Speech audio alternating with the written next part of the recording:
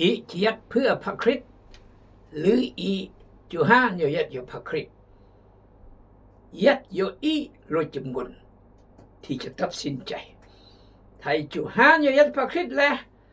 อีกก็แตงเมื่อก็แต่อำละมัดระวังจะเพื่อเมื่อก็เพื่อจะมาเมื่อก็มาอำละมัดระวังอีกก็เพื่อเดียวยัดอยู่พระคริสต์กาเพราะว่าพระคัมภีร์บอกบางคนหานกาลวาระที่ควรจะหานเพราะอีจุยัดอยู่พระเจ้ากาลและบางคนจุยัดดโลกกีอันเริงเพื่อจะรับใช้พระคริสต์อันมากอันโวอันเกิดพ้นมากก็ต้องระวังสุขภาพระวังชีวิตกีในพี่น้องหมายความว่าโอ้มาคริสเตียนโอ้คิดแต่หัวก็เบื่อนโอ้มาหัวก็เบื่อนพระเจ้าจะอวยพรโอ้บึบโอเองเนืองโอเองเมื่อไงที่จะไม่คนรักษาประชีวิตจิตวิญญาณและรักษาประชีวิตเนื้อหนังร่างกายและรักษามีกบูลรักษากำระกรรักษาเวียกงานพระเจ้าที่พระยานอีดกอีแตงเมื่อละเมื่อพี่น้องอันตรายเสมอถ้าอีเมื่อไม่คนรักษาชีวิตอีอันเลือปโลเราสลับโอฮานอยู่ยันพระเจ้าเบลือรับใส่พระเจ้ายันหนังสือฟิลิปปอยบท2ก็เราสลับเดก็เราสลับโอสลับเฮาถ้าโออาสเวดียตโอเพื่อพระคริสต์ถ้าโอฮานโอกำไรอยู่ยัดอยู่พระเจ้าฝ่ายเฮากำลังวางใจในองค์พระผู้เป็นเจ้าว่าเขาคิดว่ามีความจำเป็นอีจะเป็นยัดโลกีโตเพื่อจะรับใช้พระเจ้าเมื่ออีจะจูฮานกาลพระเจ้าต้องการให้อียัดโลกีด้วยความสงบสุขด้วยความซื่นสมยินดีและด้วยสุขภาพเลือและก็โดยเวียกพระเจ้าเกิดพ้นแล้วก็ยังกำไรยังก้อนยังเยะยังครอบครัวนี่คือพระเจ้าที่อีบอกอีเตือนอีขอพระเจ้าเมตตาอีจะต้องรักษาสุขภาพอันเลือจะต้องรักษาชีวิตจิตวิญญาณอันเลือรักษากำระกรอันเลือรักษาเวียกงานพระเจ้าอันนี้ต้องอีแตงมือศิษยาภิบาลมืออาจารย์มือครูสอนมือผู้ปกครองคณะกรรมการคริสตจักรมันก็เลิกรักษารักษานอตะคิลาเมายายามายาซาโลโลเลปิดพระเจ้าเวรกันรองเสพระเจ้าอันนอเดินกับพระเจ้าย่อยก้อนชายย่อยก้อนเดินกับพระเจ้าชายย่อยก้อนการเรียนการศึกษาอันเบิ่นเกลเบิ่นกำราเบิ่นอาชีพตักล้อยี่คือซึ่งอีกควรจะดกจะแต่งดิวเราสะเลาะแนะนำตักเตือนเดี๋ยวจะเกิดเปรกเกิดร่างอันเจก่อนได้รู้จำนวนขอพระเจ้าอวยพรครอสมาเลยรู้จำนวนบุญกมุยแต่ลาวไทยจีนเวียดนามอเมริกาแคนาดาฝรั่งเศสขอพระเจ้าเสริมกำลังปกป้องว่าล้อมอีรู้จำนวนและขอพระเจ้าทรงนำอวยพรเราบุจิสิจะเรอจะย่างจะย่อจะตกจะแต่งมาก็เลยขอพระเจ้าเหยียบรำบอนำบอและอวยพรบอแต่ชีวิตอีก็ต้องมีชีวิตที่พระเจ้าพอพระทัยที่จะอวยพรเมื่อชีวิตจะปล่อยย่อตามปู่ที่วังตามมีตามเกิดตามดวงต้องย่อดังงอดที่พระเจ้าจนรอบที่พระเจ้าตุ้มตรงเราเมาเราตีนที่พระเจ้าชีวิต ต้องติดสนิทกับพระเจ้าติดสนิทพระวจนะพระคำพระเจ้าและต้องบริสุทธิ์และชอบธรรมต่อพระเจ้าต่อมนุษย์กี่ไหนชีวิตคริสเตียนอมรตรปละอมชายห้องเพลงชายเทศชายซ้อนชายตะคีตะง่ายชีวิตจะต้องพระเจ้าสถิตยันพร้อมนี่คือพระคำพระเจ้าท้าทายพี่น้องขอบใจบอกกดแชร์กดไลค์คอมเมนต์ขอบใจบอกมีรายการชีวิตกินอาวังได้อีลุยจิมร้อยจิมกลขอพระเจ้าทรงนำสิ่งที่ยังสื่อคาราตีบท5ข้อ5โดยพระวิญญาณพวกเรามีความหวังว่าพระเจ้าจะทรงให้พวกเราเป็นผู้ชอบธรรมต่อหน้าพระองค์และแม้นสิ่งที่พวกเราข้องค่อยท่าอยู่โดยความเชื่อโดยว่าในพระคริสต์เจ้าเยซูการบัพติศมาการหับพิธีตัดหรือบ่หับก็บ่มีผลหยังแต่สิ่งสำคัญแม่นความเชื่อที่แสดงออกโดยทางความรักสิ่งที่ไกเฮียนบรมยอสุดยอดเลยขอบคุณพระเจ้าขอพระเจ้าพยงประกรณ์พระสุดโอ้ยพรก่อนกับหมู่ขน้อยโอรักแต่ถ้ารอดสมัดกุลมาบ่อยก่อนโรคบกลึกคนเฒ่าคนแก่นักเรียนนักศึกษาและมาจำกึนที่รักพระเจ้ายอดโบสถ์กว่าเพียงขอพระเจ้าทรงอวยพรขณะอธิษฐานทูลคลอทุกสิ่งได้ยืมพระสุกิจเจ้าอาเมนโดยพระวิญญาณพวกเรามีความหวังว่าพระเจ้าจะทรงให้พวกเราเป็นผู้ชอบธรรมต่อหน้าพระองค์โดยพระวิญญาณมามพระเยซูกลางชีวิตอีมามพระวิญญาณเพราะพระวิญญาณมาหานเพื่ออีแต่พระเยซูหานเพื่ออีและสามมือเวรจักหานมามดิเกกลางชีวิตอีและแต่นี้บังเกิดเมถ้าผู้ใดอยู่ในพระคริสต์ผู้นั้นถูกสร้างเมสิ่งบางก็ไล่อย่างแม่เกิดเมื่อสิ่งเมเราศรัทธากุนก็มือยับแต่พระมหาบริสุทธิ์แต่ในพระมหาเวรกายยัดดัชวิตอีคุ้มครองรักษาก็มือพระวิญญาณบริสุทธิ์พระเยซูก็บริสุทธิ์พระเจ้าก็บริสุทธิ์แต่เมื่อพระเยซูจึงเราพระวิญญาณบริสุทธิ์จะสัตยูริยัตโยโพ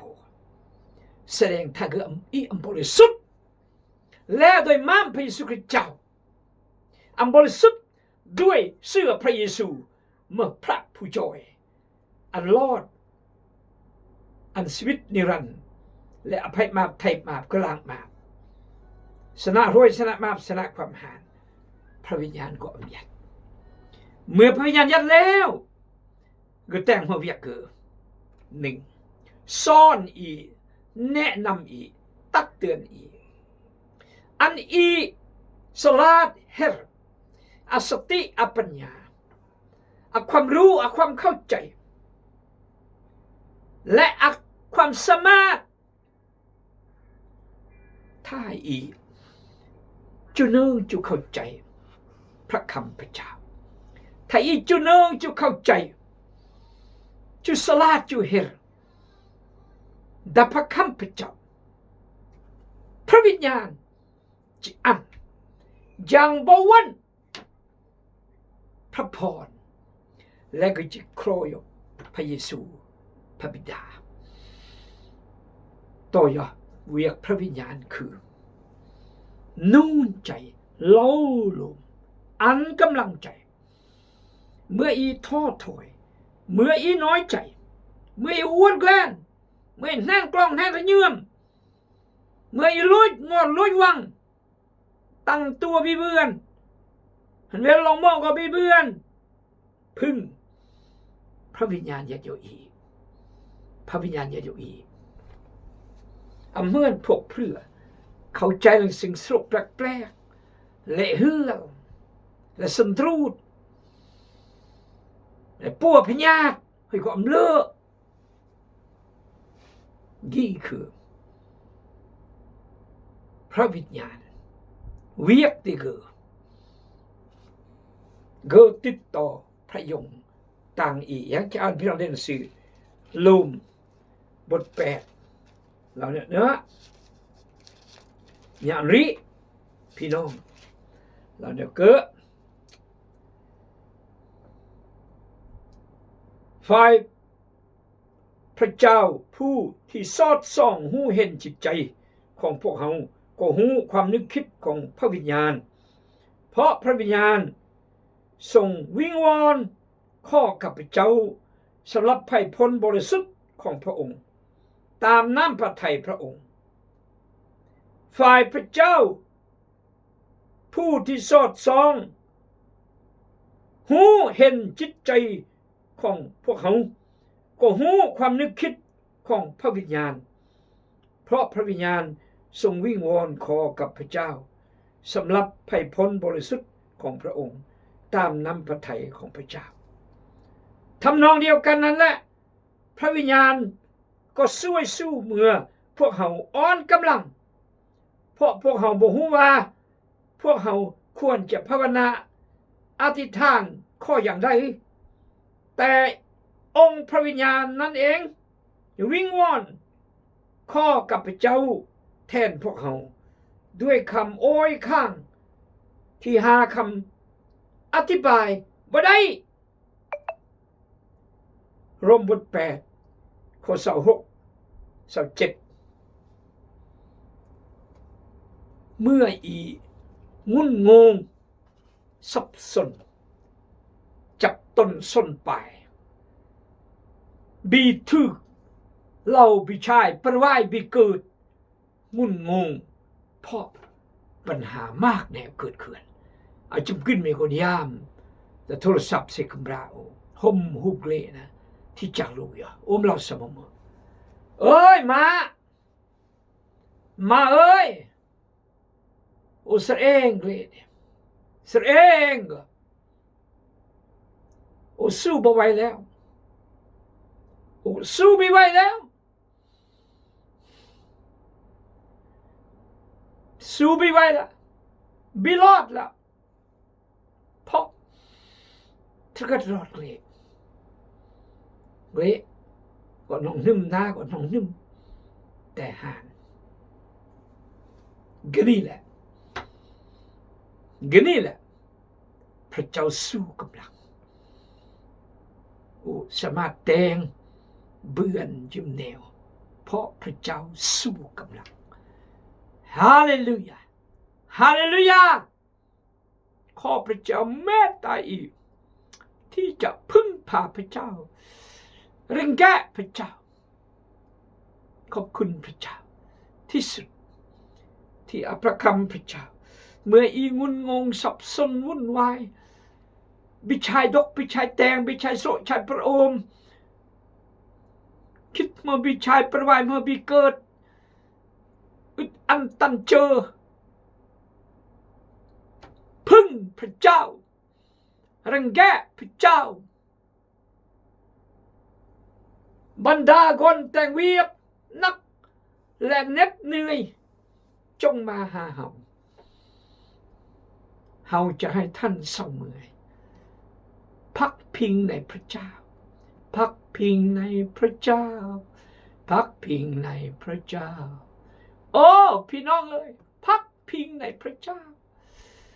พระเจ้ามันพักพิงมันรึงแกะรึงอิงและมันเป็นแปมมันประสอดมันอีพึ่งพาอาศัยเป็นรอยยำแนวหาเลื่อนพึ่งพระเจ้า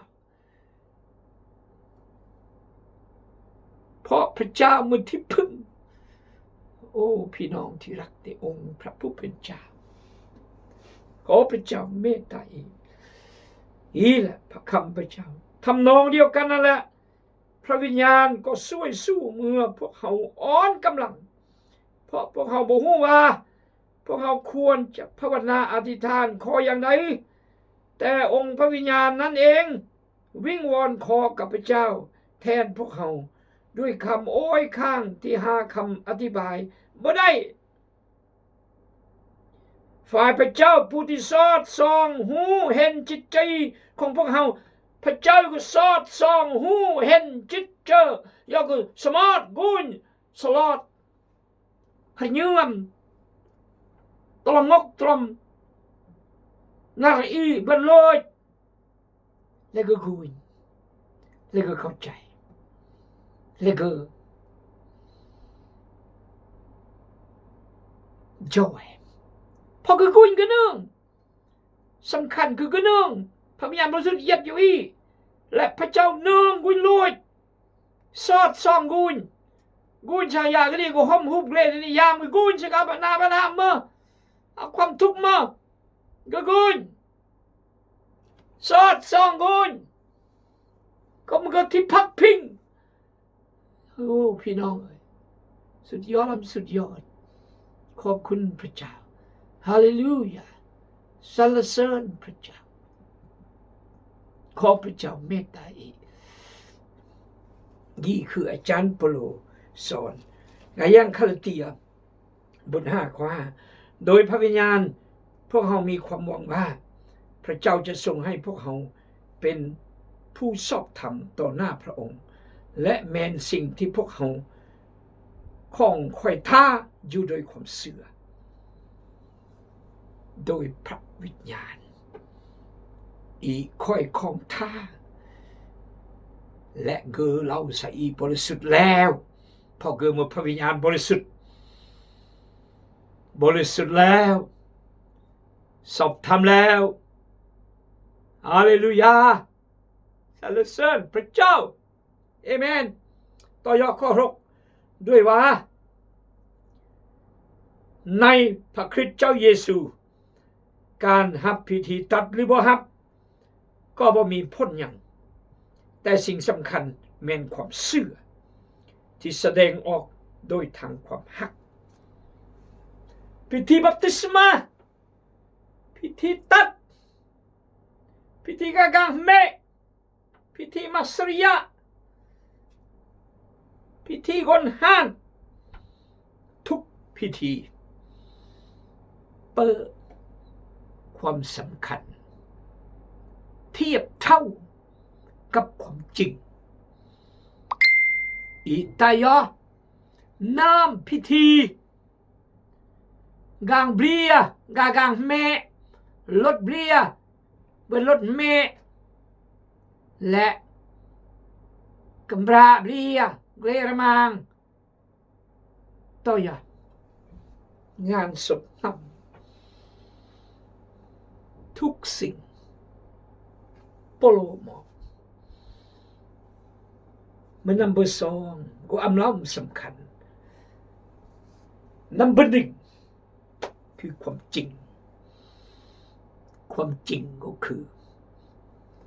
ชีวิตตายอย่างนี้ชีวิตกลางชีวิตครอบครัวก็ยังแต่กลางอย่างนี้กึมมgagang belia te sia renyum galot belia te sia ni sai ga piti ngan sup nap khung khangแต่อำดังอยู่เพียงรถดนรกรุยมานสตานเวลคัมยินดีต้อนรับแย่กายตะบอยอดกี้นี่คือเหมือนคนติดคุกอ่านเมื่อคนกุดคุกแต่ละมือและอ่านเมื่อคนเรียนคุกแต่ละมือทำนองนี้แหละขอพระเจ้าเมตตาอีสิ่งสำคัญคือความเชื่อแต่แสดงเรียนด้วยความรักความเชื่อแสดงเรียนด้วยความรัก Isn't that wonderful สรรเสริญพระเจ้าฮาเลลูยาความเชื่อที่แสดงเรียนด้วยความรักโอ้ยว่าความเชื่อมันก็เตียน20-30 ปี40 ปี โอ้นายสร้างบทกี่โอ้นายประกาศแถวกี่เกิดขึ้นจากย้อนโอ้นายใช่อันปฏิเสธแต่ความเชื่อที่มีการยอดที่มีในบากันนี้เป็นแกล้เทศด้วยความรักบ่หรือด้วยการสอบเบอร์หามาด้วยการสอบหาประโยชน์ที่จะเบิ่นเพื่อเบิ่นมาไม่เอาก็มากกว่าเชิญครับพี่น้องก็นี่สำคัญเพราะเราคิดนะด้วยว่าดับพระคริสต์เจ้าเยซูดับพระเยซูดับมนุษย์ดับบทนำบทแย่เขตกันไหนดับพระคริสต์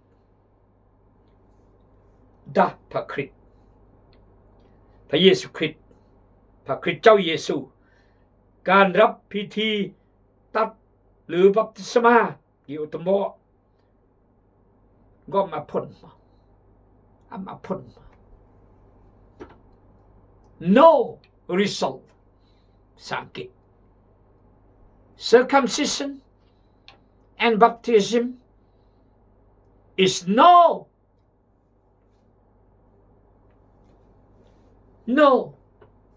result ผล no fruit แต่สิ่งสำคัญเมนความเชื่อที่แสดงออกโดยทางความรักความเชื่อแต่ความเชื่อกันนี้เต็มล้นด้วยความรักและความเชื่อกันนี้เป็นใกล้อันเป็นกูโดยการเราจะเบียกบูนมันจะเครื่องวันเต็มโกเราจะซึ่งเบิดซึ่งมาเราจะเวลาเราจะเรือแรงสติปัญญาจอยคนพอมากแนวอีแนวจอยรื่นไม่แนวนี่คือพระคำพระเจ้าเราจะพี่น้องที่รักในองค์พระผู้เป็นเจ้าสิกีครอนอีเป็นแกล้อันกำราอีกุยและอันก่อนอีกุยอันยงมาใต้แฮมอีกุยสว่าความเชื่อและเป็นแกล้ด้วยความรักความเชื่อเฮ้ยเป็นแกล้หนึ่งเราเจอเราโยนไอ้จันลูกไอ้จันลากไอ้จันเห็นแก่ตัวไอ้จันสัตย์ซื่อหมดกระบวนโพดอย่าจ่ายเลยพี่น้องมาบ่อยก็รู้ลึกทุกคนชนมาสิบมือเหมือนไอ้จันนี่หมดเป็นแกล้นะนี่บ่แล้วกูลากลบเห็นแก่ตัวสัตย์ซื่อเป็นคือแสดงหลังจากเบื่อนกี่เบื่อนอะไรท่าทายสมาชิกมาเลยยังไม่ผ่านโอ้รักพระเจ้าเลยโอ้รักพระเจ้าบ่เบียนบ่รักพระเจ้าไม่บ่เบียนบ่ทำไมบันกิบสอบบันกิบบันมาบางคนเป็นเกล้ด้วยความรัก demonstrate by love show by love faith but show by love demonstrate by love สิ่งที่การจากย่อๆครอนโดยเฉพาะรากรทีมงานโดยจำนวนทีมยังอุเราอันเป็นเกล้ชีวิตอันเปลี่ยนกุนสติมหาจารย์และที่ความเชื่อกันนี้โดยความรักด้วยรอโซเก่งโซชายประวายเกิดหอยเปอร์ความรักเลียนตะยอ